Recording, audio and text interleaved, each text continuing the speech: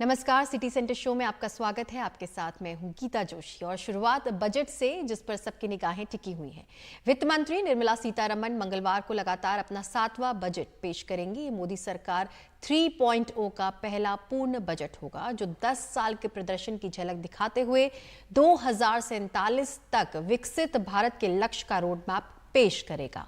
सभी की निगाहें इस बात पर होंगी कि क्या सीतारमण मिडिल क्लास को टैक्स में राहत देंगी। वित्त मंत्री सुबह 8:30 बजे वित्त मंत्रालय रवाना होंगी। 9:10 पर वो अपनी टीम के साथ राष्ट्रपति भवन पहुंचेंगी। सुबह 10:15 पर कैबिनेट की मीटिंग होगी, जिसमें बजट को मंजूरी दी जाएगी और सुबह 11 बजे बजट पेश होगा। और इस पर ज्यादा जानकारी दे रहे हैं हमारे एग्जीक्यूटिव एडिटर अखिलेश शर्मा। काफी महत्वपूर्ण दिन रहने वाला है वित्त मंत्री निर्मला सीतारमण के लिए। कल सुबह 8:30 बजे नॉर्थ ब्लॉक के लिए वो निकलेंगी। सुबह 9 बजे नॉर्थ ब्लॉक पर उनके जो जूनियर मंत्री, उनके साथ बाकी वरिष्ठ अधिकारियों के साथ एक ग्रुप फोटोग्राफ होगा। उसके बाद वो राष्ट्रपति भवन जाएंगी। राष्ट्रपति से मुलाकात करने के बाद करीब 10:15 बजे वो संसद भवन पहुंचेंगी और तुरंत कैबिनेट की मीटिंग उसके बाद शुरू होगी, जिसमें बजट को मंजूरी दी जाएगी। उसका ठीक 11 बजे वित्त मंत्री निर्मला सीतारमण अपना बजट भाषण पढ़ना शुरू करेंगी। इसके बाद करीब 3:30 बजे उनकी प्रेस कॉन्फ्रेंस होगी और शाम को वो दूरदर्शन को एक इंटरव्यू भी अपनी देंगे। इसके साथ साथ बीच में प्रधानमंत्री नरेंद्र मोदी भी अपनी प्रतिक्रिया बजट पेश होने के बाद देंगे।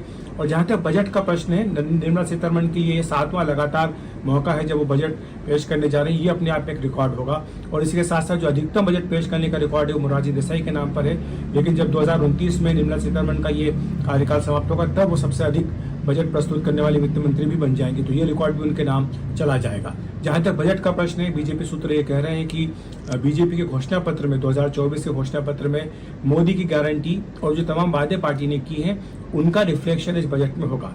पीएम नरेंद्र मोदी ने भी बजट सत्र के पहले दिन ये कहा है कि मोदी की गारंटियों को जमीन पर उतारने के लिए अगले 5 साल तक काम किया जाएगा। तो माना जा रहा है कि इस बजट में भी उन्हीं गारंटियों पर काम किया जाएगा।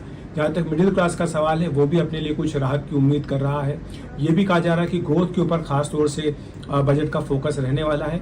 इसके साथ ही कृषि आधारित जो हमारी अर्थव्यवस्था है उस पर खास तौर से ध्यान दिया जाए, ग्रामीण अर्थव्यवस्था पर ध्यान दिया जाए, इस बात की भी संभावना व्यक्त की जा रही है। एमएसएमई के लिए भी कोई स्कीम्स नई घोषित की जा सकती हैं। और इसी के साथ जो ग्रीन एनर्जी है उस पर भी फोकस इस बजट में रह सकता है। तो कई सारी बातें इसको लेकर लगातार चर्चा चल रही है।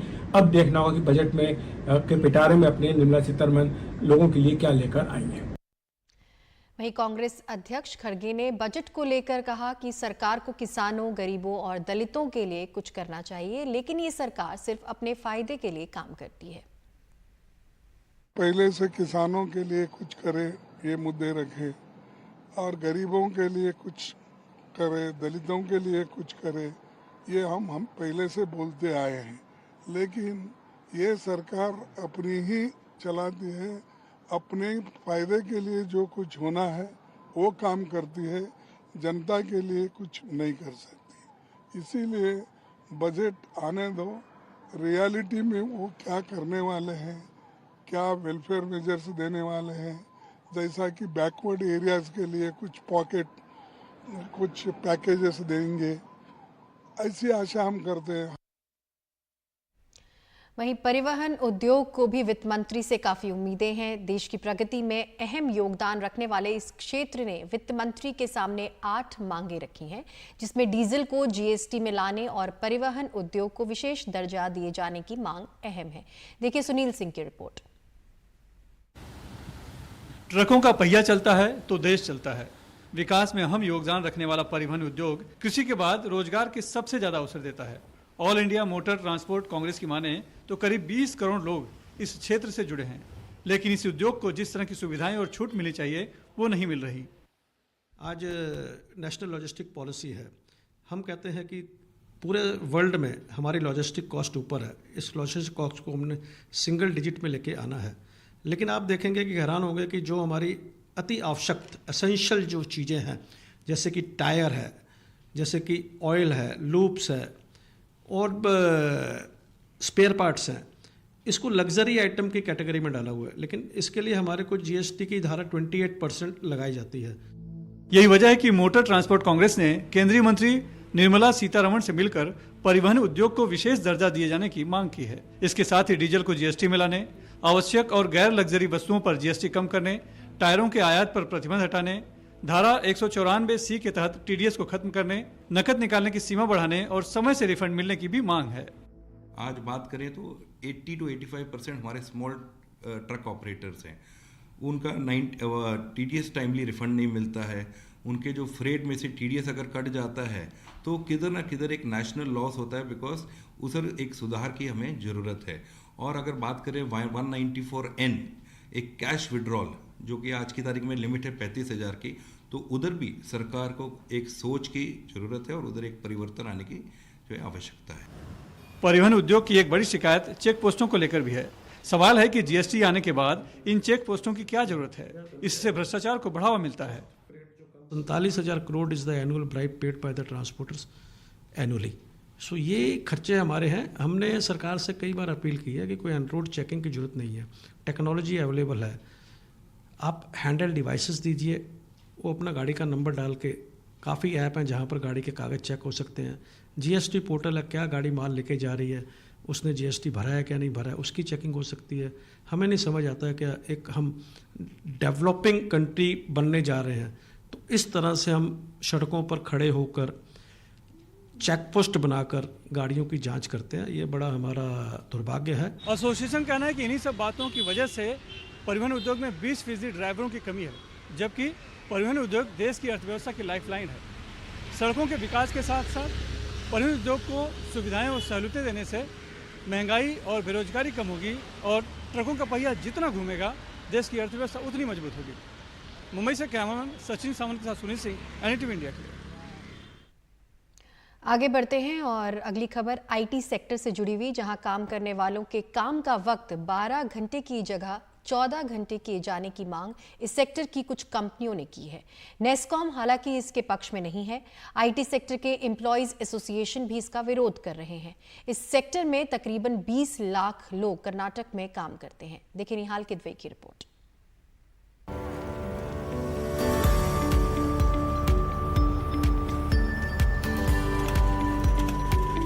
Karnataka shops and commercial establishments act 1961 में संशोधन की सुगबुगाहट हो रही है, क्योंकि राज्य में आईटी सेक्टर से जुड़ी कंपनियां, जिनमें बीपीओ वगैरह भी शामिल हैं, चाहती हैं कि मौजूदा 10 घंटे की नौकरी को बढ़ाकर 14 घंटे का कर दिया जाए। The industries are pressurizing, asking for this they want. So obviously since the pressurization is from the industries there. IT क्षेत्र की कंपनियों से काफ़ी दबाव हम पर है। अब चूंकि ये मामला पब्लिक डोमेन में है, ऐसे में मैं चाहता हूं कि सभी स्टेक होल्डर्स इस पर चर्चा करें, इसके बाद ही हम नतीजे पर पहुंचेंगे। Express for everything. So I want all the big heads on this to be debated, express their view.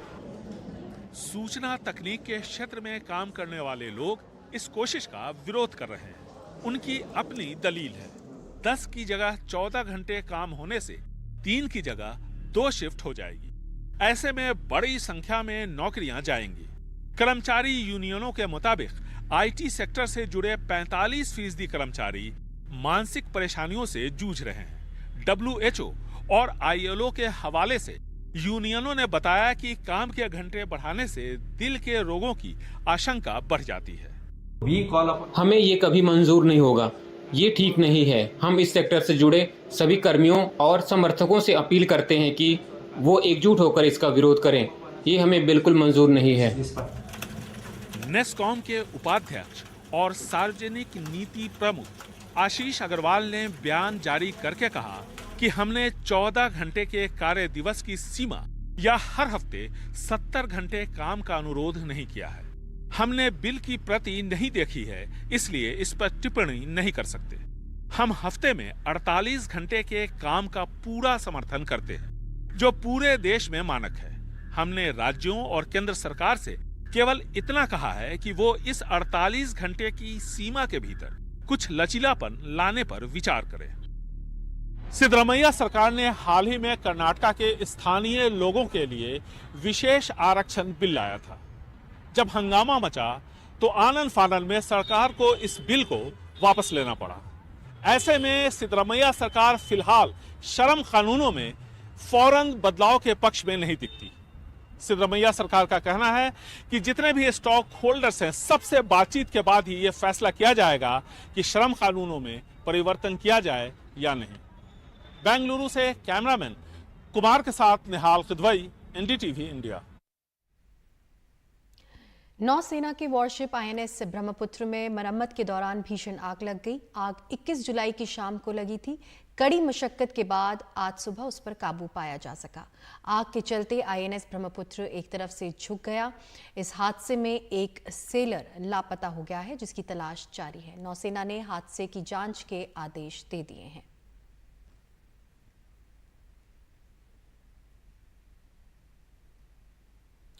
और अगली खबर दिल्ली से। हफ्ते भर पहले दिल्ली के सिविल लाइंस इलाके में सैकड़ों झुग्गियों को तोड़ दिया गया। सरोजनी नगर और इंदरलोक इलाके की झुग्गियां तोड़ने के लिए दी गई अंतिम तारीख आज निकल गई।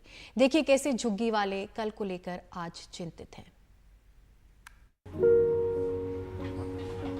इस छोटी सी चार दीवारी के भीतर आलोक और सुमन 20 साल से अपनी दुनिया बसाए हुए हैं।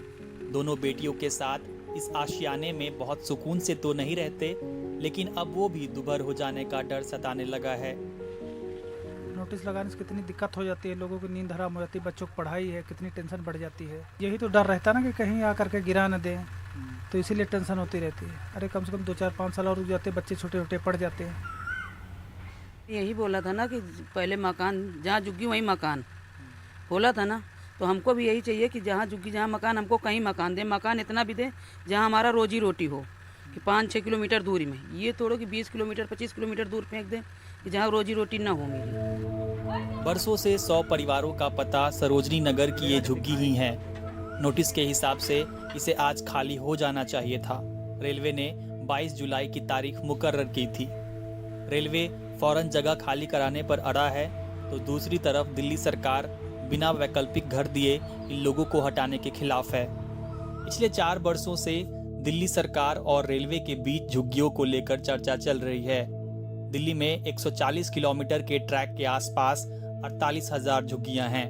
दिल्ली सरकार ने रेलवे से कहा था मार्च 2022 तक सभी को नए घर दे दिए जाएंगे। अभी रेलवे ने एक नेशनल पॉलिसी फॉर जो स्लम्स हैं, ट्रैक के पास है, जो होमलेस हैं, जो लोग रह रहे हैं, उनके लिए एक पॉलिसी बनाई है। तो उस पर भी चर्चा भी होना बाकी है।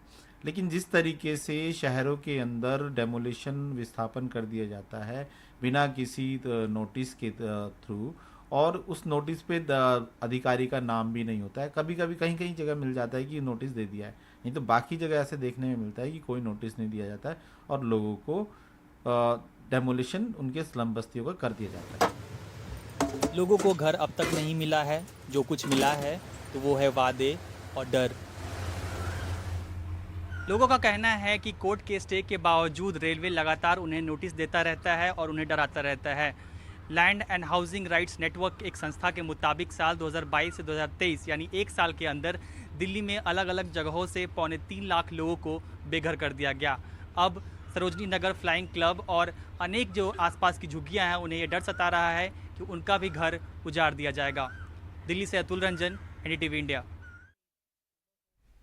बाल विवाह एक अपराध और बड़ी सामाजिक बुराई है। एक ऐसी प्रथा जो हमारे देश के सामाजिक ढांचे में गहरी जड़ रखती है। जरूरत है कि समाज पर प्रभाव डालने वाले धर्मगुरु आगे आकर लोगों की मानसिकता को बदलने की कोशिश करें। धार्मिक नेता इस संदर्भ में अहम भूमिका निभा सकते हैं और इसी कारण child rights organisation India child protection ने हाल ही में दिल्ली में एक धार्मिक संवाद का आयोजन किया। शादियां धर्म गुरु करवाते हैं। उनके आशीर्वाद के बिना विवाह संपन्न नहीं माना जाता। भारत एक ऐसा देश है जो कई धर्मों और धर्म गुरुओं का घर है। यहाँ कम उम्र में शादी के बंधन में बांधी जाने वाली लड़कियों की तादाद सबसे ज्यादा है। ऐसे हालात में इस बुराई को मिटाने के लिए धर्म गुरुओं की भूमिका महत्वपूर्ण हो जाती है।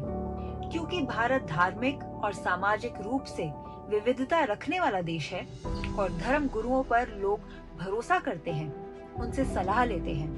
कह सकते हैं कि वे भावनात्मक और सांस्कृतिक तौर पर अपने समाज से जुड़ते हैं।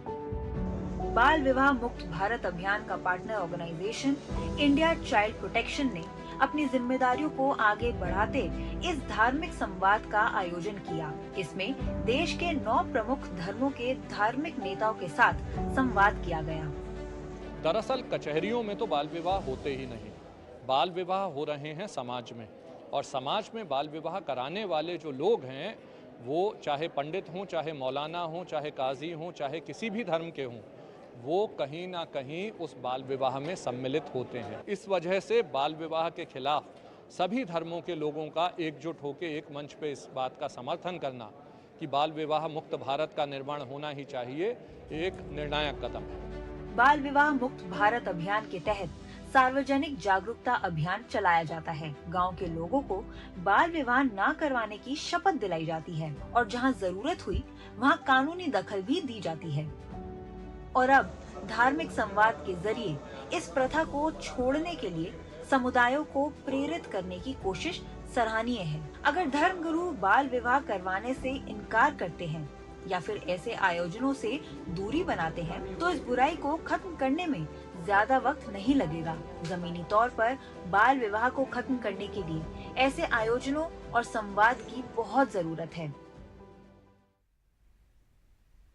और सिटी सेंटर में वक्त हो गया एक छोटे से ब्रेक का। ब्रेक के बाद आपको दिखाएंगे खेल जगत से जुड़ी कुछ खबरें।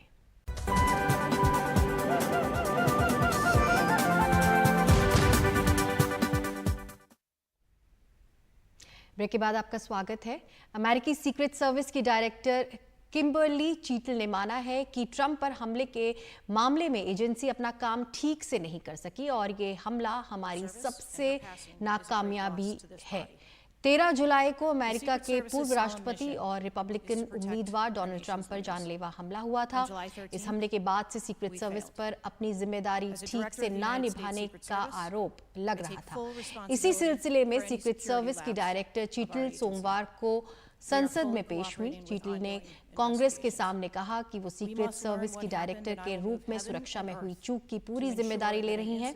साथ ही उन्होंने बताया कि हमले से पहले 2 से 5 बार संदिग्ध को देखे जाने की खबर मिली थी। आपको बता दें कि डोनाल्ड ट्रंप पर हुए हमले में एक गोली उनके कान को चीर कर निकल गई थी और वो बाल बाल बच गए थे।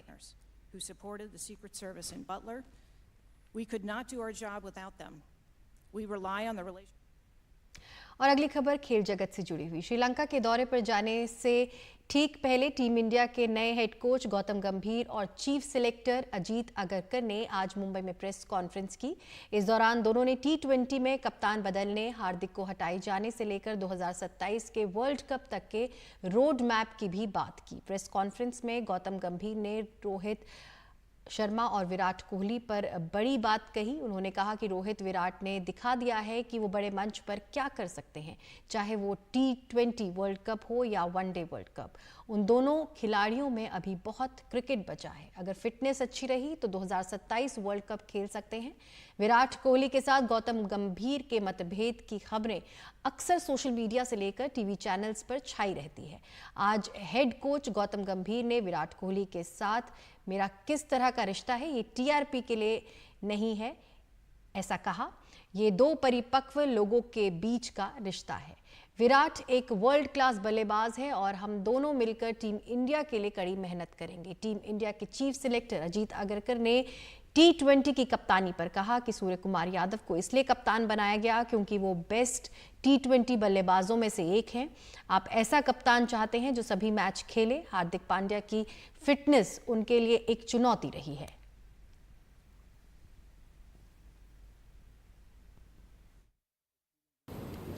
I mean, why Surya was made the captain? Because he's one of the deserving candidates. Yeah. One we know I've been around the group over the last year. You get feedback from the dressing room a lot. He's got a good cricket brain. He's still one of the best T20 batters in the world. As regards to Hardik, I mean, he's still a very important player for us. And that's what we want him to be, that player that he can be, because those sorts of skill sets are very difficult to find what he has. Fitness obviously has been a challenge for him over the last few years, and that then it becomes a little bit more difficult for, say, a coach or even us as selectors when you're trying to. Now we've got a bit more time till the next T20 World Cup where we can look at a few things. It's not rushed at the moment, and I think they've shown what they can deliver on the big stage, whether it was the T20 World Cup, in the 50-over World Cup as well. See, one thing I can be very clear of, I think both those guys have got a lot of cricket left in them. And more importantly, with Champions Trophy and a big tour of Australia, obviously they would be motivated enough because, and then hopefully if they can keep their fitness, 2027 World Cup as well. But this is a very personal decision. I can't say how much cricket is left in them. Ultimately, it's up to them as well. It's up to the players. How much can they contribute in the team's success? Because ultimately, it's the team that is important. But looking at what Virat and Rohit can deliver, I think they still have a lot of cricket, and they're still world-class players. And obviously, any team would want to have both of them for as long as possible.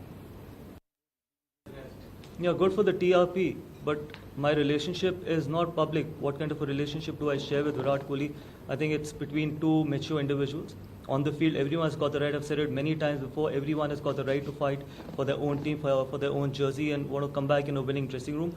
But at the moment, I think we're representing India and representing 140 crore Indians, and I'm sure we're going to be on the same page and try and make India proud. And I share a very good relationship off the field, and we'll continue to do that. But yes, to make it more public that what kind of a relationship, I think it's between two individuals.